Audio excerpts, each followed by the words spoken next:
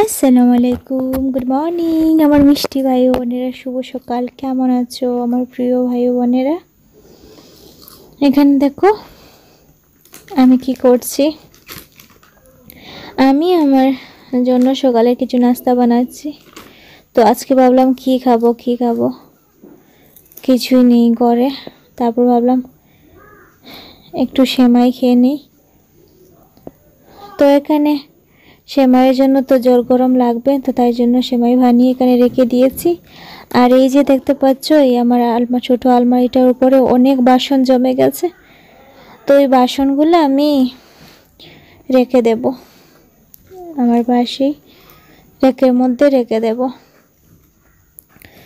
দেখতে ভালো লাগছিল না, আর ছেলে এখনো ঘুমিয়ে আছে, তাই জন্যই আমি কাজ করছি।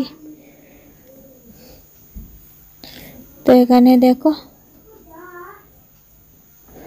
আজ কিছুদিন ধরে সুন্দর করে ব্লগ দিতে পারছি না, কারণ ছেলে অনেক জ্বালায়, মোবাইলটা তুলতেই পারি না কোনো ক্লিপ। যখনই কাজ করি অনেক চেষ্টা করি মোবাইলে ক্লিপ তোলার জন্য, কিন্তু ওকে মোবাইল দিয়ে তারপর কাজ করতে হয়, তাই জন্য আর কোনো ক্লিপ তোলা হয় না। আর ও যখন ঘুমিয়ে থাকে তখনও বেশি কাজ করা যায় না, ওর কানটা এত পাতলা, শব্দ শুনেই উঠে যায়।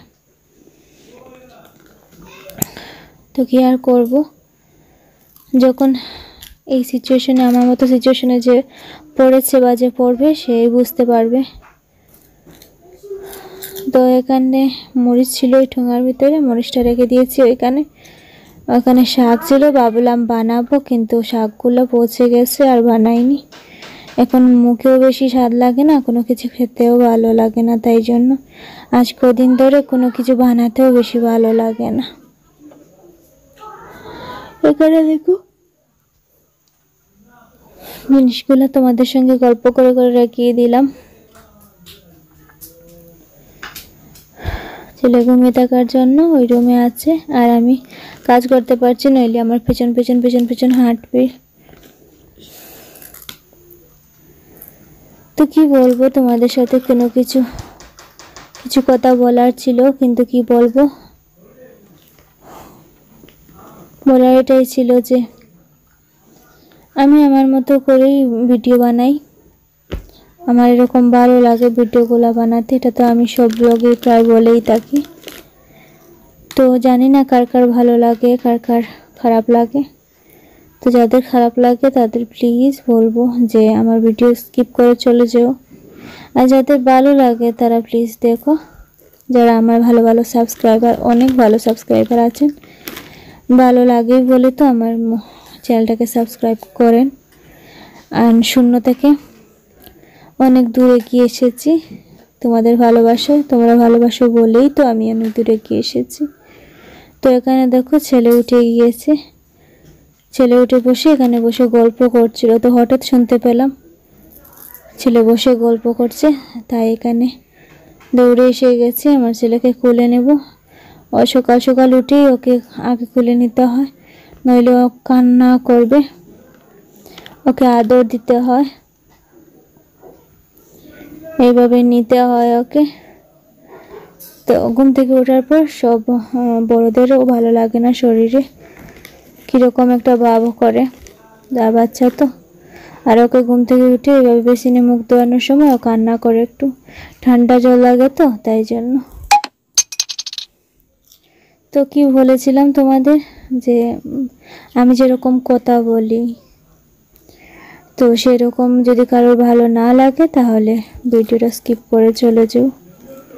দেখো আমরা যেভাবে কথা বলছি ভিডিওতে সেভাবে তো আর কথা বলি না ঘরে, আমরা তো কথা বলি অন্য ভাষায়, নর্মাল যেটা বলে। তো এটা বলতে কষ্ট হয় না, কিন্তু কিছু কিছু সময় কোনো কিছু ভাষা চলেই আসে আমাদের। তো এটা নিয়ে মজা করার কোনো কিছুই নেই,